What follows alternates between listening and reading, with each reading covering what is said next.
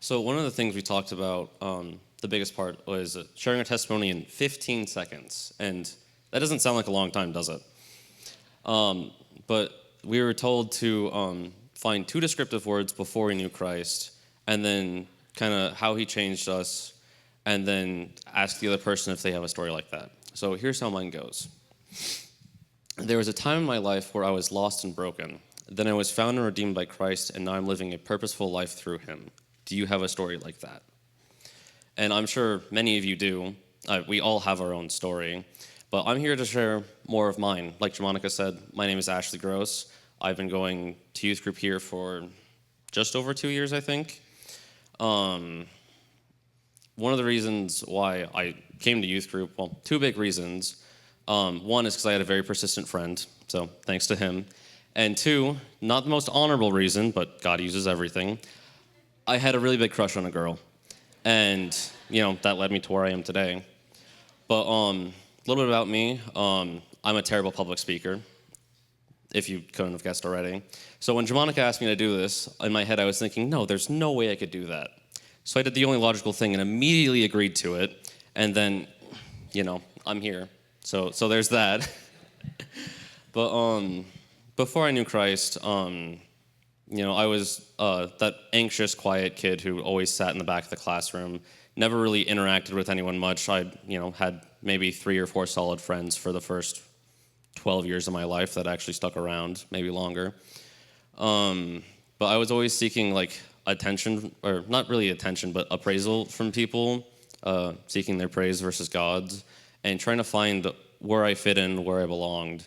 And I just never really found that. I kept bouncing between friend group to friend group, all throughout, the first several stages of schooling. And then in junior high, I was gone, 7th grade year, I think I was gone over a third of the year. I had really bad food allergies that I have thankfully gotten over, but caused me to miss, a lot of school, and believe it or not, got put on probation for it. Looking at me now, you would have never guessed that. Was on probation for over a year with all the bad kids of my year. It was a fun time. Yeah, and then all this time I've been struggling with anxiety and depression, and it's been a huge part of my life. Mental health struggles, I know, affects us all. And growing up, I only had one older sister who went through many of the same things, but a lot worse than I did. She even has tons of self-harm scars. I got her permission to say this, by the way. I'm not just throwing it out in the blue. But has a ton of scars and had made an attempt on her life several times before. And growing up as her younger brother, I saw that as normal, what kids went through. I didn't really know an alternative because I only had the one example to go off of. So I think that kind of desensitized me to a lot of that stuff, and I've gotten better about it today. But there's still times where I overthink too much and just imagine what it would have been like if I had gone through that same exact path she did, or if I may not even be standing here today.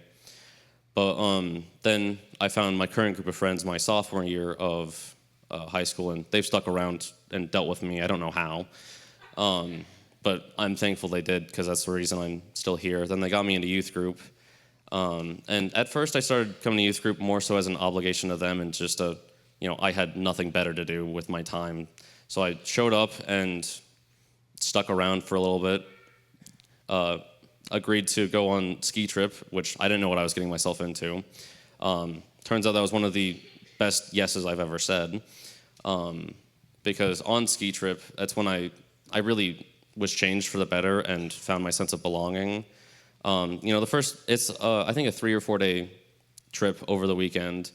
We go up to a ski resort in Wyoming, ski for a couple days, stay at table in the wilderness, have different pastors come in, or different pastors each year, so it's one pastor throughout the weekend, preach on stuff.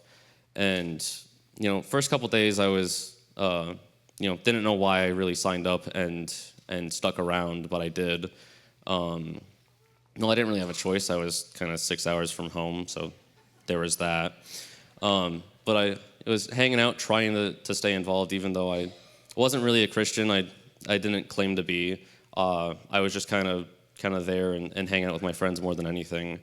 But it was, I think, the second or third day, we had little small groups after our evening sermons just to kind of discuss things and go over, how our day went on the slopes and whatnot. But, something just clicked, and I felt a lot of warmth and a sense of belonging that I'd never really felt before.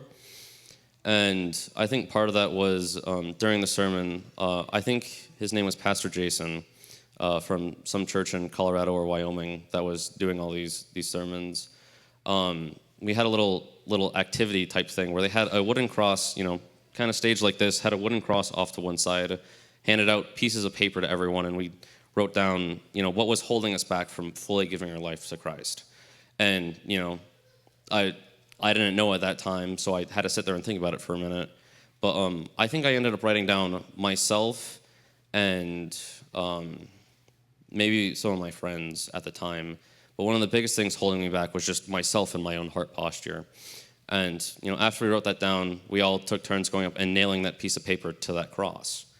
And that was a super big, emotional and impactful moment for a lot of people. And we went into that small group right after.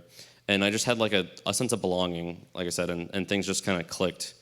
And then here come a couple weeks after that, on April 3rd of 2024 is when I gave my life to Christ.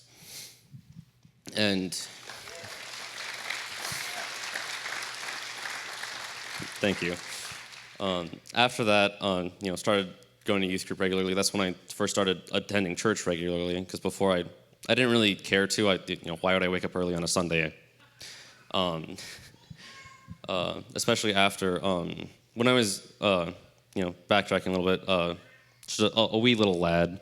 I used to go to church with my grandma, and I didn't know what they were talking about. I was more focused on my own coloring book than what they were talking about. I know we've all been there, especially some of you younger kids. But I never really cared to go to church on Sundays, even after I started going to youth group. And it wasn't until after I gave my life to Christ that I started going. And not long after, I got involved with the tech team, and I've been serving on that since. I've loved it here. I love meeting new people, and it's just been an absolute blessing to have them all in my life. And to any of you youth out here who have had the option to go on ski trip, or maybe coming up will have the option next year, I highly recommend it. And if there's something holding you back, whether it be financially or you're not sure, how fun it'll be, come talk to any of us youth kids. We'll tell you it's amazing. And if you're struggling affording it, talk to some of the youth leaders. I know all of them would love for the ability for you to go and maybe have that life-changing moment for you. But ever since I gave my life to Christ, I've generally been a lot happier of a person. I still struggle with anxiety and depression like most people do, but it's been a lot more manageable and a lot more bearable. And I've also gotten involved with a couple different youth groups, or Bible studies and youth group, and another discipling group that I meet with. And overall, I've just grown a lot spiritually and a lot as a person.